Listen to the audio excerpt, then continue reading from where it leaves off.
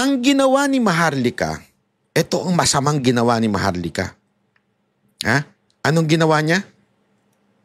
Yung nag-move on na, yung isinasantabi na yung ganyang problema, hinukay niya. Hinukay niya at isinabog niya sa tao. Sabi po, may breaking news po tayo. Nako. Patay tayo dyan. Nako po, ayan na nga ho, sinasabi ko di ba? Matagal ko na sinasabi niya ito Huwag niyong antayin ang pangalanan kayo. Kasi nga, alam mo, iba ito si VP Sara Duterte, diretsuhan ito. Kaya sana, nung una pa lang sinasabi ko na tumahimik na, shut the fuck up. Ayaw niyong tumahimik, di ba? Ang kulit nyo O ayan, nagsalita na si VP Sara Duterte, napuno na rin si Baste. Nako po! Ay nako, kasi kayong mga chismoso-chismosa, kung kayo ay hindi masaya sa buhay ninyo, huwag nyo nang pakialaman na may buhay. Porket walang nagmamahal sa inyo, pati mga minamahal ng ibang tao pinakikialaman nyo. Putang ina nyo talaga Ang pakialamero nyo kasi. Alam mo, ang mga taong nangingialam ng buhay na may buhay, ang tawag dyan, alam nyo ko, ano? Ha? Gusto nyo real talk? Insecure.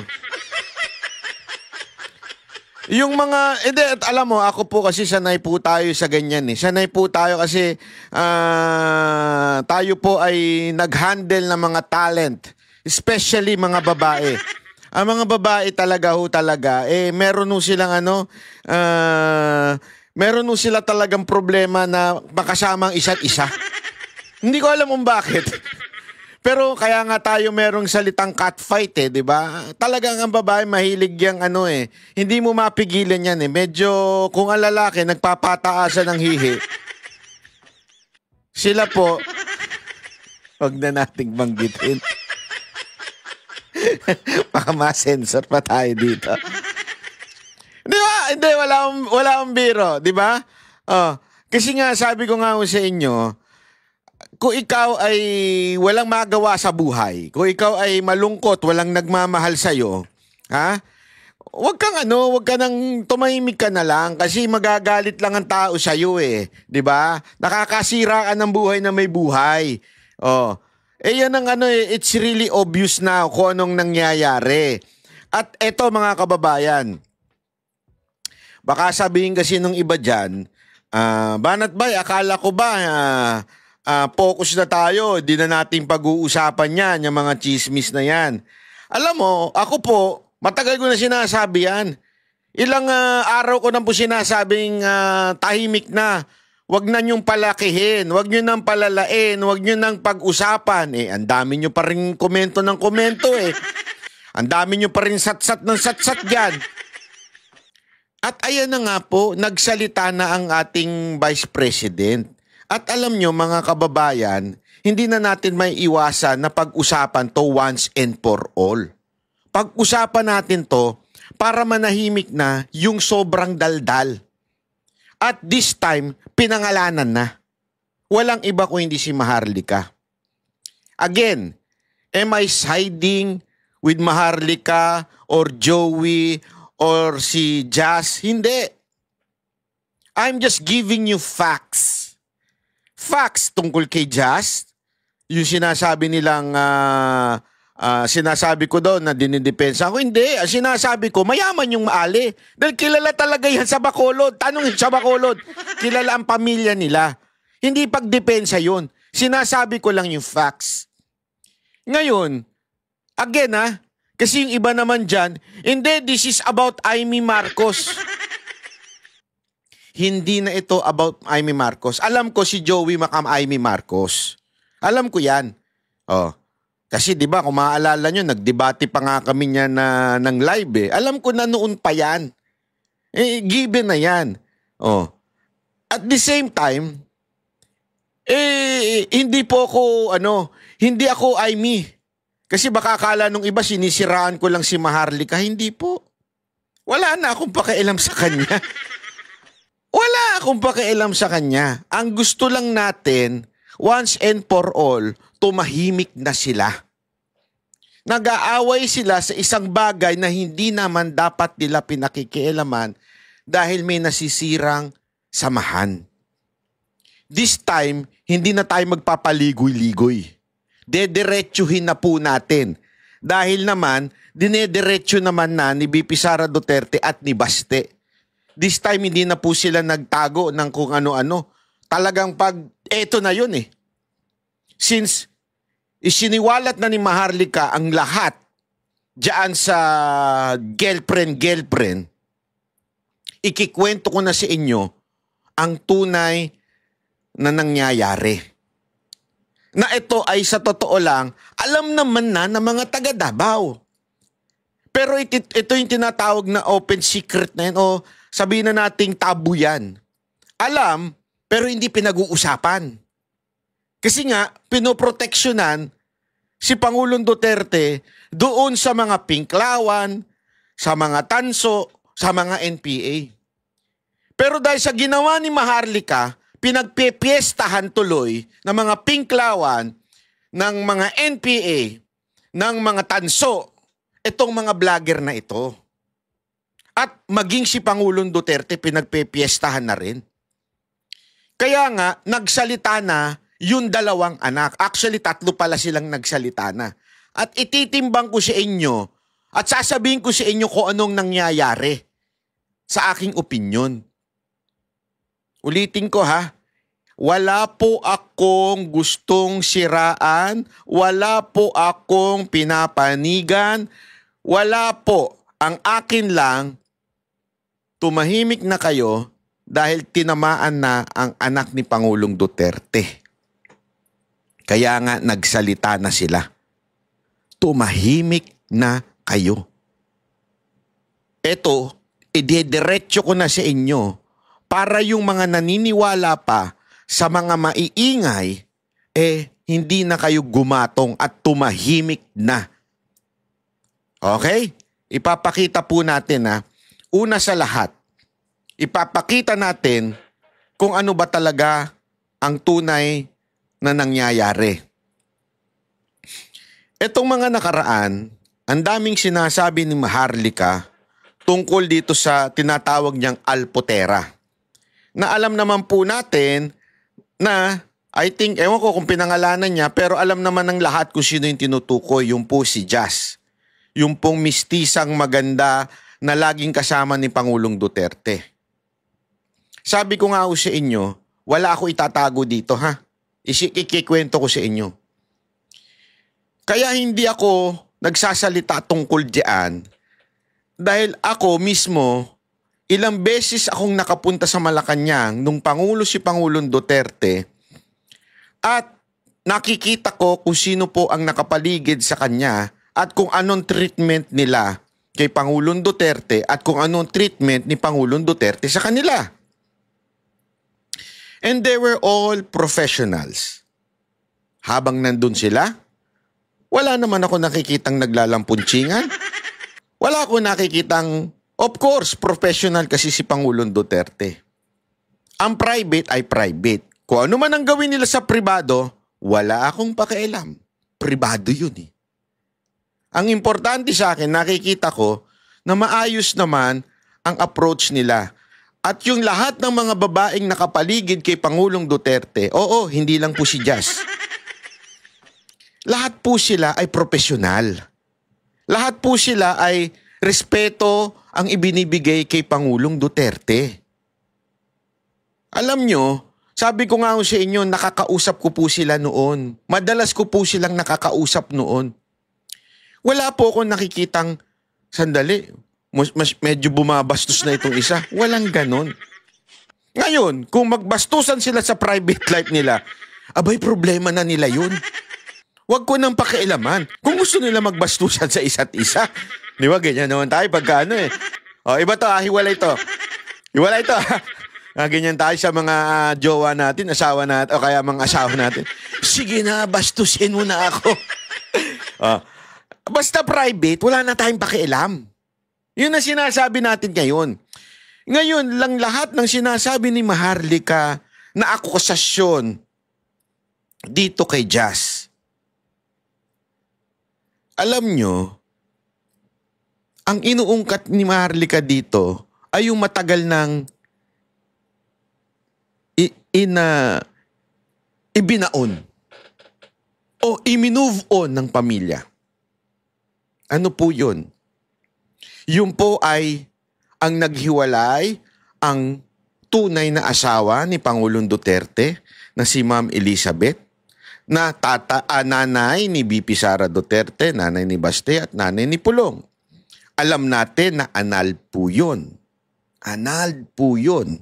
Ibig sabihin po ng anal, wala na. Wala na pong bisa yung kanilang kasal. Hiwalay na. Sa madaling salita, si Pangulong Duterte ay single. O sa English, single. So, ibig sabihin, kung ano man ang gawin niya, problema niya na po yun. Wala na tayong problema doon. Kung gusto niyang umibig ng 5, 10, 100, babae o lalaki, problema niya na po yun. Ang importante sa atin, gawin niya trabaho niya. And yun po ang ginawa ni Pangulong Duterte. Okay? Yung mga akusasyon ni Maharlika na ganito, pera, ganyan, pera, ganito, niloloko, bla, bla, bla, bla, bla, bla. Ako, hindi ko alam yun. Hindi ko alam lahat ng details niya kasi hindi ko po siya pinanunood. Lahat po sila hindi ko pinanunood. Pati si Joey, pati kung sino man yung... Hindi ko na alam kung sinong kaaway nila. Basta sila, wala akong pakialam. Lahat sila hindi ko po pinanunood. Kasi nga, I want to stay focused. Kaya lang, eto na ang problema. Eto na ang problema. Nagsalita na po yung dalawa na anak ni Pangulong Duterte. Unahin na po natin si Baste. Ayan po. Ang sinabi niya dyan, ay, yan. Sorry. Yan. Ay, sorry. Ayan si Jazz. Ayan. Ayan, yung isa pa. I think si Gerly to eh. Oh. At si Ma'am Hanilet. At si Elizabeth, di ba? Oh, wait lang. Ayan. Ito po yung sinabi ni Baste. Sem, but different. Alam mo, napa-research ako sa Latin. Sabi ko, Latin kaya ito? Baka mamaya may malalim na kakahulugan ito. Nung tinanong ko si ChatGPT, wala. Sabi niya, yan lang ay playful broken English lang o colloquial expression. Sensya na, hindi kasi ako maalam sa mga ganyan. Ang ano ibig sabihin niyan? Same but different. Okay? Sa madaling salita, sinasabi po ni Baste, ayan no, nalinaw-linaw dyan ha. All of these fine ladies touch the life and heart of my father. Oh. Ibig sabihin, no one is above or below the other, including my mother. Ang sarap pakinggan yan. Alam niyo yung bakit? Hindi attack mode si Baste. Ikaw, isang anak, naiintindihan mo yan. Anak ka, pero naiintindihan mo yan. Pero yung walang kinalaman sa inyo, hindi nyo ka-relationship, hindi nyo ka mag-anak, abay putang ina, ang daming sinasabi.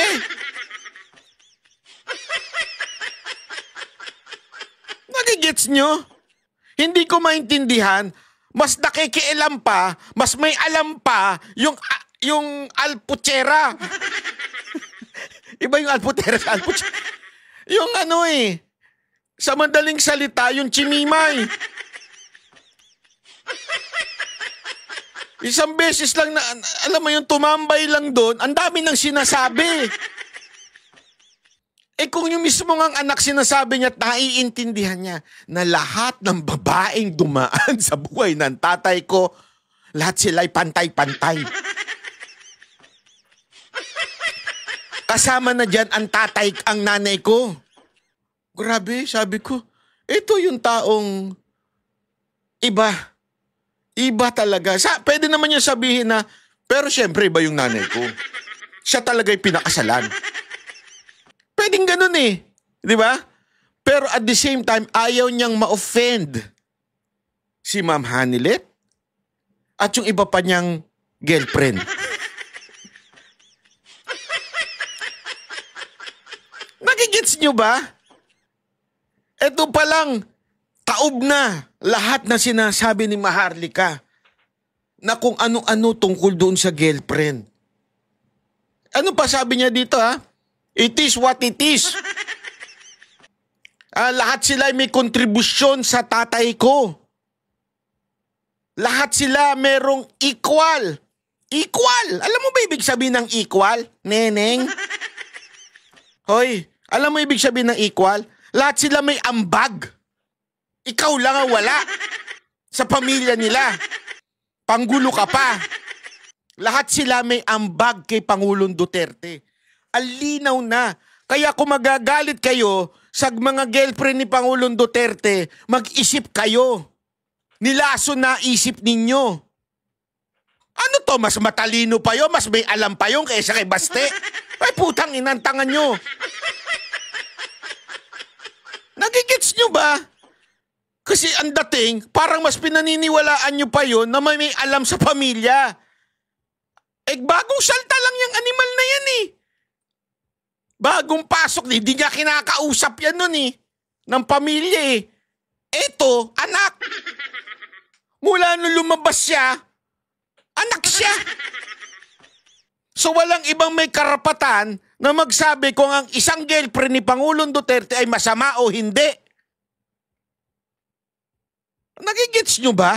Bobo na lang ang hindi makaintindi. Kasi, kaya nga sinasabi ko sa inyo, wala akong pakialam, wala akong pinaniniwalaan sa kanila kung hindi yung pamilya ni Pangulong Duterte. Bakit? Sila yung pamilya. Sila ang nakakaalam kung sino ang tama sa tatay nila. Wala nang iba. Yung iba, puro mga...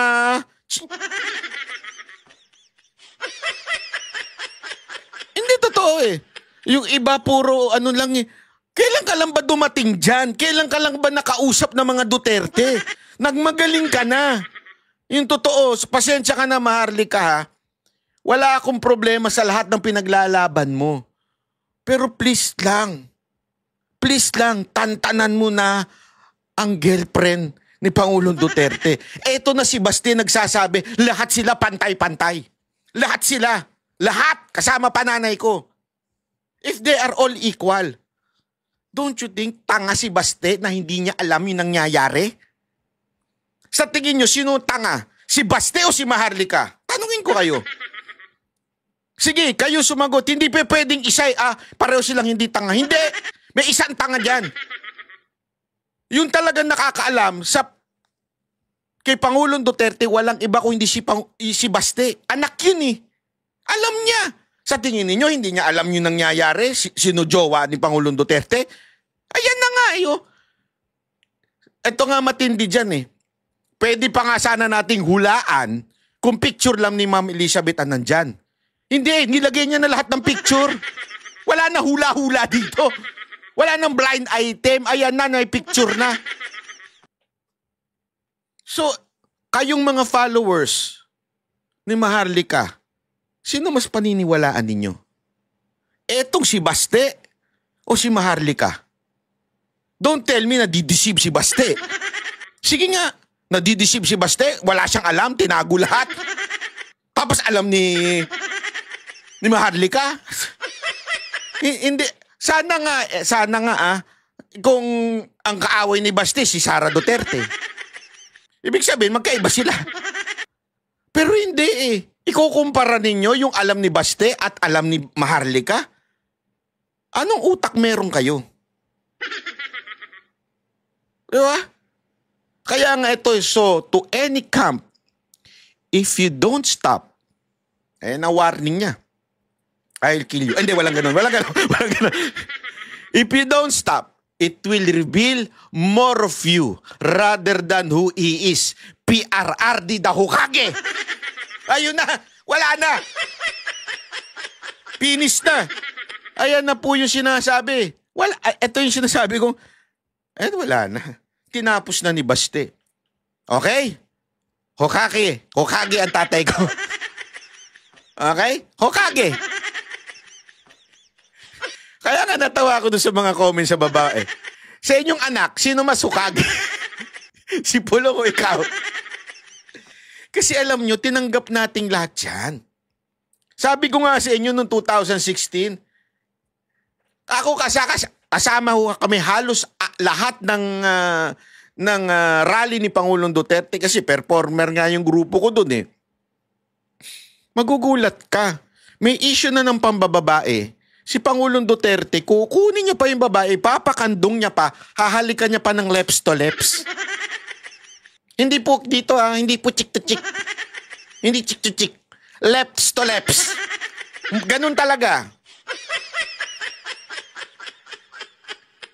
During the campaign imagine how risky yung ginawa ni Pangulong Duterte. As a matter of fact, sinasabihan na siya ng campaign team, pwede ba, Mayor, wag nyo nang gawin yan.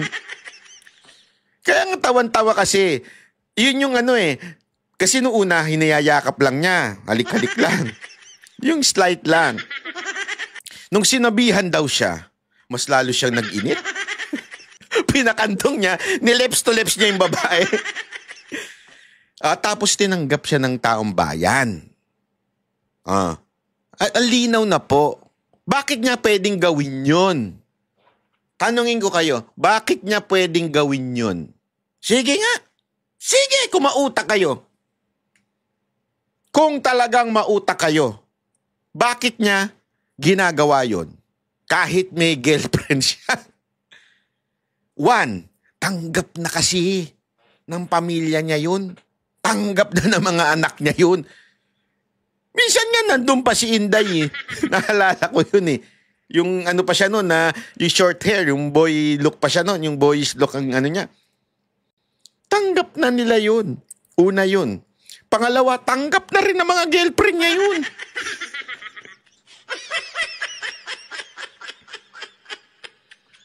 Tanggap na nila, Hokage talaga po si PRRD. At pangatlo, walang masamang naidulot sa kanya yon except itong chismisan. Walang masamang naidulot sa kanyang pagme-mayor yung pagiging Hokage ni Pangulong Duterte. Na ayos niya ang Davao kahit Hokage siya. At tanggap rin niya ng mga taga Davao. Ayan na nga yun. Kaya nga sabi ni Basti dito, kung hindi kayo tumigil, hindi mabababoy dito, o hindi, not baboy. It will reveal more of you rather than si Pangulong Duterte.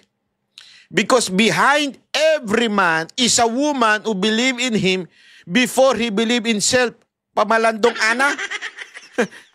Anong ibig sabihin niya dito? Ang ganda dito, ibig sabihin, huwag maliitin ang papel nitong mga babae, mga jowa ni Pangulo. Ito dito mo makikita, binaba ni Maharlika ng todo-todo si Jazz. Binaboy, lahat sinabi. Ito si Ma'am Elizabeth. Ito si Ma'am Hanilet. Alam mo ginawa ni Baste? Ganun. Iaangat ko ang mga babae niya. Inangat niya. Pati si Gerly, inangat niya. Lahat sila pantay-pantay. May iba-iba lang silang kontribusyon sa tatay ko. Pero lahat sila pantay-pantay. Isipin mo yan including my mom. Ito pa matindi. Lahat po sila ay naniwala sa tatay ko. Ayan Every man is a woman who believe in him before he believe in himself. Uta, lalim nun, Brad. Inangat mo talaga. Inangat mo talaga ng todo-todo. Etong mga babae na sinisiraan. O sabihin na natin, hindi sinisiraan. Wag na natin sabihin niya kasi yung mga Maharlika fanatics ma-open. Yung ini-expose ni Maharlika na masama.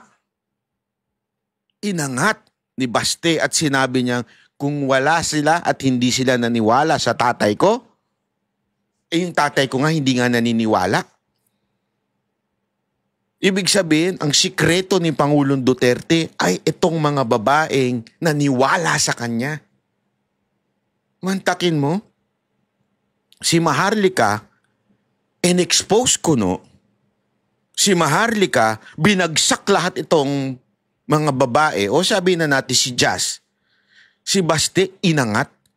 Kung hindi naniwala itong mga to, si Pangulong Duterte ay hindi maniniwala sa sarili niya. Sang ka pa? Yun ang pinakamatinding, alam mo yun, kasi meron tayong mga ganyang moments sa buhay natin na wala tayong believe sa ating sarili. Yung bagang nawawala tayo ng confidence, yung parang, kaya ko ba yan? Sure ba ako dyan? Alam mo yun? Anong sabi ni Baste? Eto, naniwala sa tatay ko. Kaya naging successful ang tatay ko. Alam mo kung bakit? Kasi ganito yan mga kababayan. We all see PRRD as a strong person. Correct. But of course, human yan. Merong kahinaan din po. Walang tao, human being na walang kahinaan. Yung mga nagtatapang-tapangan lang, yung mga nagsasabing kaya nga pansinin nyo, umiiyak din si Pangulong Duterte. Kasi meron yan Every person, even the strongest person, even the kings in the past, they all have weaknesses. May mga times na wala silang confidence sa sarili. I know that. Kahit malakas ka, may ganyang factor ka. Yung antapang mo sa camera, antapang mo. Pero pag talikod ng camera, wala na, umiiyak ka. Kasi nanghihinaan ka ng loob. Kaya nga, sabi niya dito, etong mga to, ito ang mga may confidence sa tatay ko, believe sila sa tatay ko, kaya yung tatay ko nagka-believe sa sarili na rin.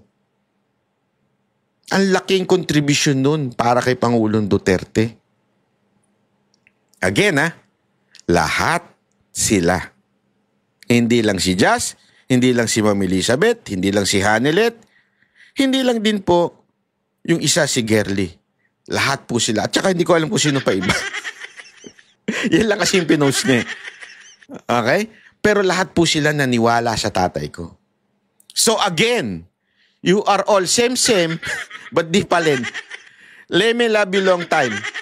Enough said. Stop it! Ano yun? Tumahimik na. Wala kang alam, Maharlika, sa dynamics ng magulang nila. Yun lang yung sinasabi ni Basti dito Alam mo yun? Kasi ito ang ito ang problema kasi. Kaya sabi ko nga sa inyo, you better shut up. Baka naman pagdating ng panahon, anti-Duterte ka na naman. Dati naging anti-Duterte ka Tapos nag-Marcos. Tapos nag-anti-Marcos ka. Baka bumalik ka sa anti-Duterte. Ako kasi, alam mo, marami nga nagsasabi dyan na Trojan horse daw ito si Maharlika. Ako hindi naman. Sa tingin ko na-realize ko lang bigla. Kanina lang, after ko mag-post nung isa, na-realize ko lang. Hindi ito Trojan horse. Siguro itong tao na ito, ano lang talaga siya.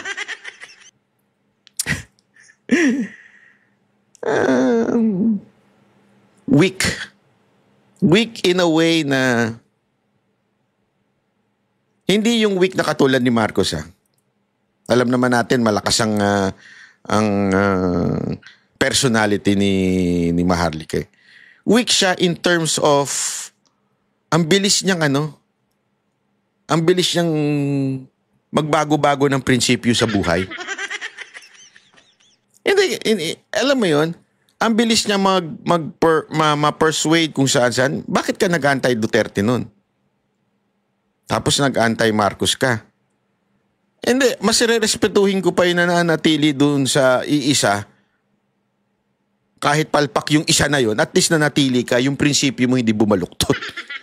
Dito, nagpabaluktutan na So sana lang, ang wish ko, hindi ka magbumaluktot in the future. Okay? Pakinggan po natin. Ito, mas malupit pa talaga. Binanggit niya na si Maharlika. Marami po ang nagtatanong, kamusta na si dating Pangulo Rodrigo Duterte? Sinasabi ko sa inyo, hindi niyo pa siya nakita na ganito kapayat. Sa mga maalala ninyo sa kanya, mga panahon na naging mayor siya, na naging vice mayor siya, na naging congressman siya, at naging president ng ating bansa. Bakit ba pumayat? Dahil unang-una, hirap siya sa kanyang kalagayan. Hindi naman kasi siya marunong. Ano kaya itsura ng Pangulong Duterte ngayon? Kasi bago siya pumunta sa dahig, di ba? Ang payat na niya. Ako nga, nini-imagine ko siguro same na siya. Kasi yung kapatid niya si Sir Bong Duterte, payat yun eh. Fit yun eh. Alam ko, talaga yun, nagpapaka-fit eh. Binabantayan din talaga nung asawa nun yung pagkain nun eh. Fit talaga yun. Siguro ganun na rin ang itsura ngayon ni Pangulong Duterte, yung kapatid niya. Kasi remember, yung isa pa niyang kapatid na babae, payat din eh. Si Pangulong Duterte lang ang may konting build. Eh ngayon daw talagang pumayat na. Si Pangulong Duterte kasi parang big bone eh. Parang sila Baste, sila Pulong, di ba? Ito, tsaka si Mama BP Sara. Gawaing pambahay. Hindi niya magawa yon dahil lahat yon ay ginagawa para sa kanya. Ayan. So ayan, dito nagsimula. So kaya daw pumayat kasi lahat yon ginagawa para sa kanya. Nino? Simula nang siya ay pinanganak. Simula sa nanay niya, papunta sa girlfriend niya, papunta sa asawa niya, papunta sa girlfriend niya balik. Alinaw-dilaw na po na sinabi. Mula sa girlfriend niya, sa asawa niya, tapos bumalik sa girlfriend. Mamaya may sasabihin ako sa inyong malupit. Abangan ninyo. Nasaan na si Maharlika? Yan na. Si Maharlika, Ito ang banat ni BP Sara Duterte na sarcastic. Kasi si BP Sara Duterte, hindi yan bumabanat ng lalo na sa mga supporter. Simple lang pero rak bumanat yan. Ibig sabihin, hindi ka niyan dederecho lalo na pag supporter ka, isasarcastic ka niyan. Pagka medyo irritable na yan sa tao. Meron siyang content sa away ng mga girlfriend no? Di ba? Meron siyang content sa mga away ng girlfriend no?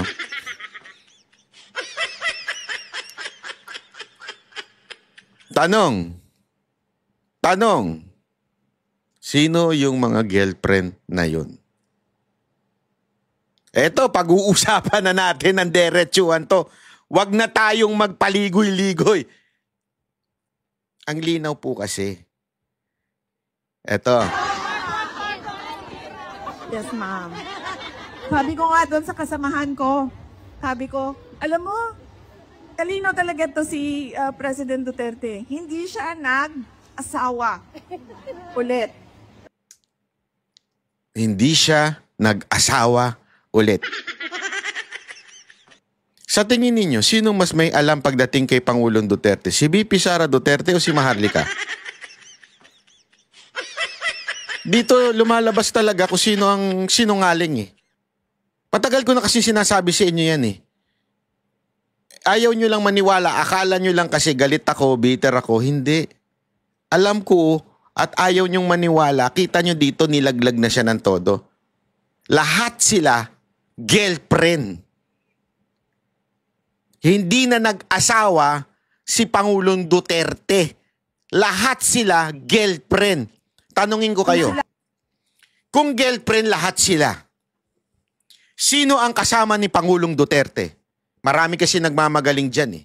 Sasabihin, di ba si Ma'am Hanilit? Ulitin natin. Para maintindihan nyo. Sa kasamahan ko, sabi ko, alam mo, talino talaga to si President Duterte. Hindi siya nag-asawa. Ulit. Nung sila ay naghiwalay ng nanay ko, hindi na siya nag-asawa ulit.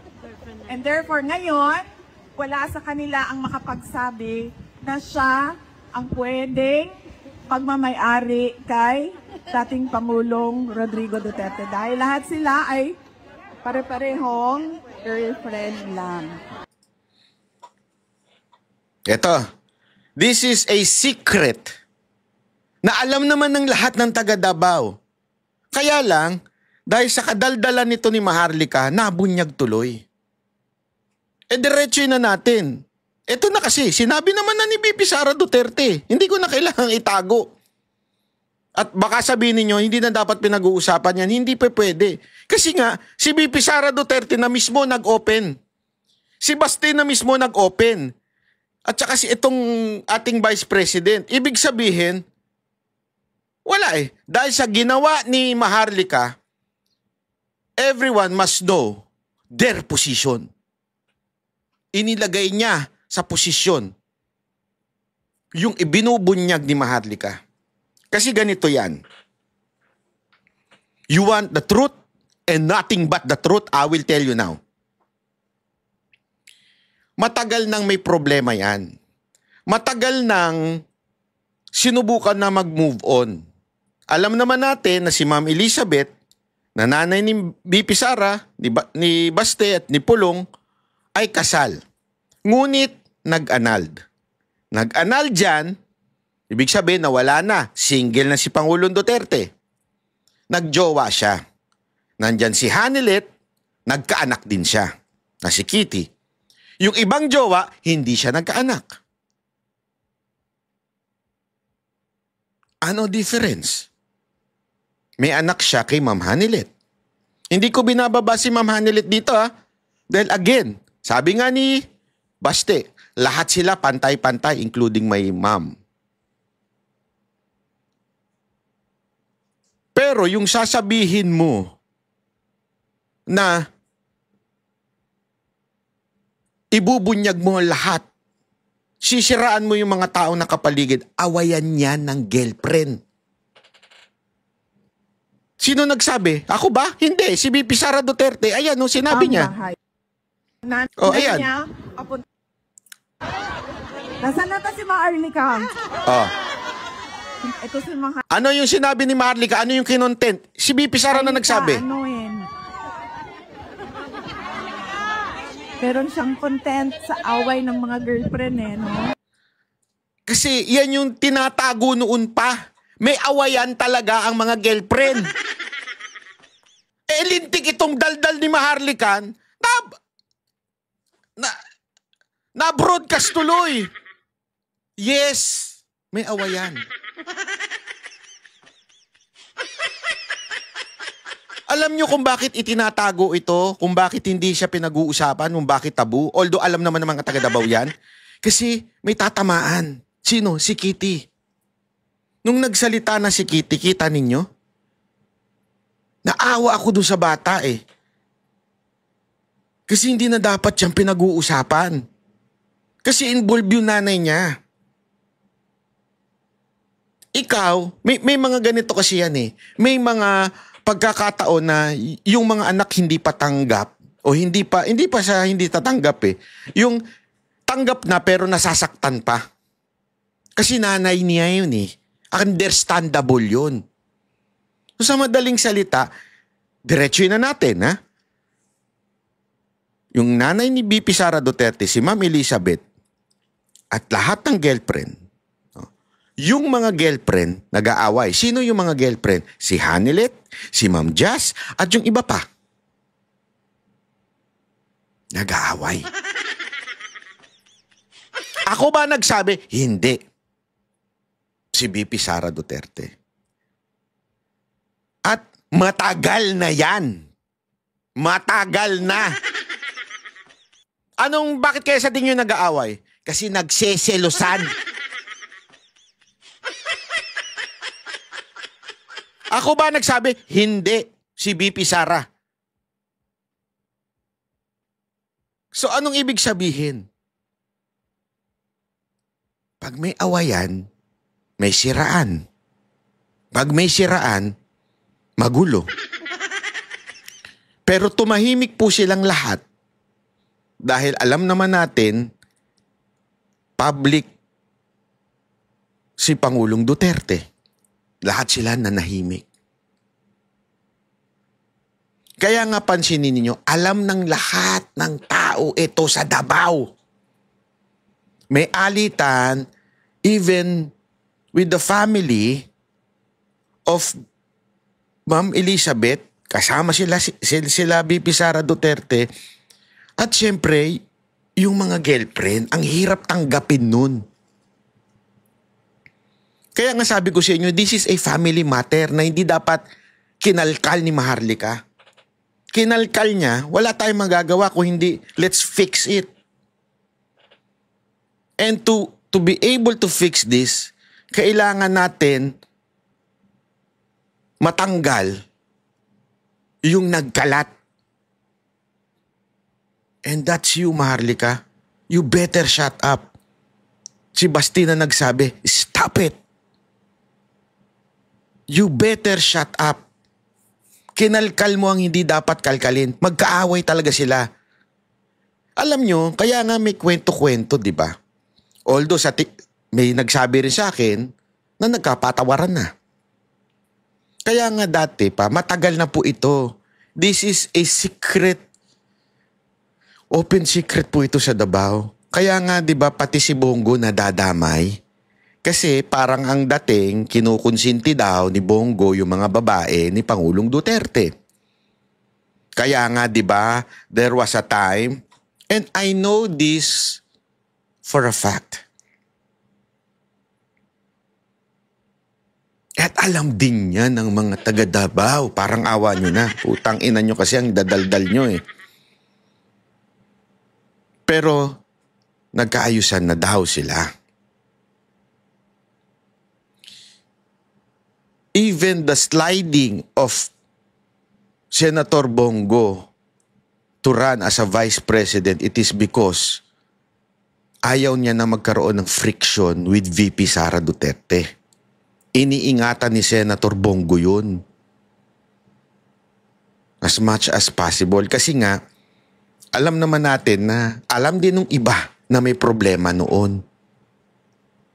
So, what happened? Nagkapatawaran, nag-move on. Okay, let's be civil to one another. Yung mga involved, naging civil. Kaya nga, pansinin nyo, hindi nagsasama si VP Sara Duterte at si Ma'am Hanilet. Pero si VP Sara Duterte at si Kitty nagsasama. Kaya nga, pag tinatanong si Ma'am VP Sara Duterte sa dahig, ano sinasabi niya? Wala naman silang problemang mga anak. Si BP at saka sila Kitty, wala silang problema.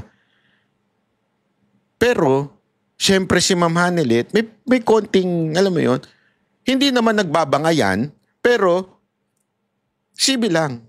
Huwag na natin itong pag-usapan. Huwag na natin itong, let's just move on.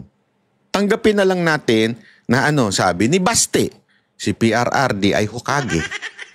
Si Basti na nagsabi, ha? Move on na tayo dyan. Lahat sila may contribution. Lahat silang girlfriend, including ang nanay ko, pantay-pantay, lahat sila may contribution. So, itigil na yung pang-aaway, pag-uungkat.